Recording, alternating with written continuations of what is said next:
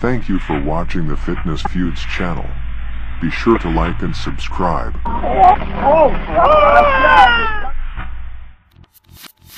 On the morning of Matt Porter's death, Rachel described the painful scene, saying, "This morning everything seemed normal. He was very tired, so after getting our son Noah, and changing him, he went downstairs to make a shake like always, came up and went to the guest bedroom to sleep.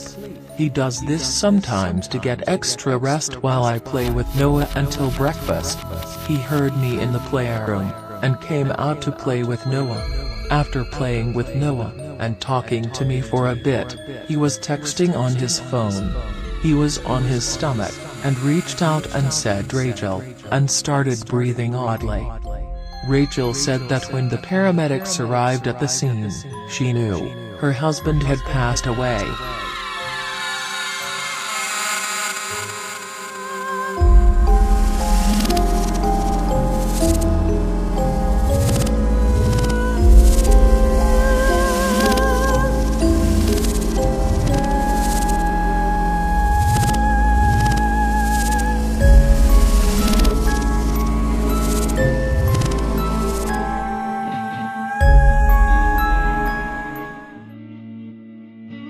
Matt Porter was a famous bodybuilding competitor and prep coach. His achievements include winning Mr. Oregon in 2010, and winning the Oregon Ironman Championships in 2013. Although Matt coached other bodybuilders, he swore off the use of performance-enhancing drugs after his father became ill from prostate cancer. According to Matt, "I knew with my addictive personality, my genetics regarding cancer, my genetics regarding heart issues, I just have to halt all of my dreams of maybe one day getting that little piece of paper. I just stopped. I didn't bring any juice with me to Oregon, then just remained off. No PCT, no Clomid, no HCG, nada. My mother and mom's side of the family has drug and alcohol addiction. I also wanted to prove to myself that I don't need these drugs. I am not addicted. I don't need TRT, I don't need something else to wean or bridge off."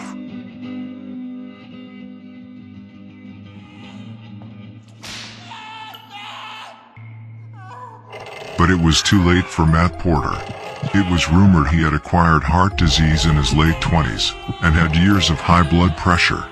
Plus, he never shrunk down to size like you would expect from an athlete that had gone completely off of illegal supplementation after years of abuse. The damage had been done.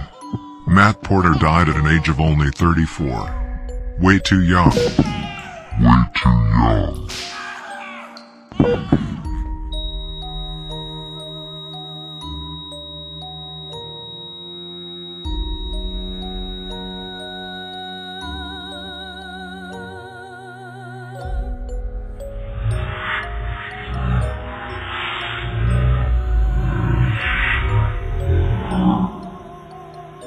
Derek Anthony was a bodybuilder that pushed his body to the absolute limits. He had heart disease, renal failure, and had liver cancer. It was rumored that this poor bastard even had a heart attack while he was getting dialysis that sent him to the intensive care unit. The main comparison that bloggers have been making between Derek Anthony and Matt Porter was their bloated faces, possibly a culmination of water on the lungs and a weak heart.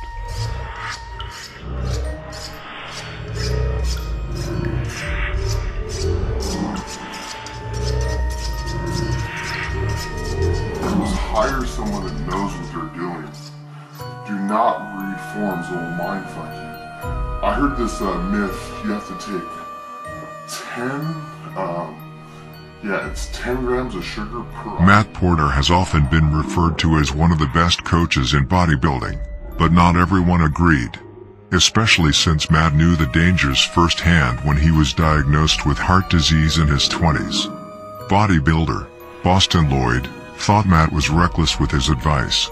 He claimed, "Matt Porter puts another kid in the hospital, which makes him have to pull out of nationals. Why are Noel Fuller and I the only ones that have the balls to call this phony pathological liar out? The guy puts on a facade of being health-driven, which is even worse. The top bodybuilding gurus such as Chris Aceto, Chad Nichols, Hani Rambo, and many others have had at least one incident where a client was hospitalized in prep because this shit isn't healthy.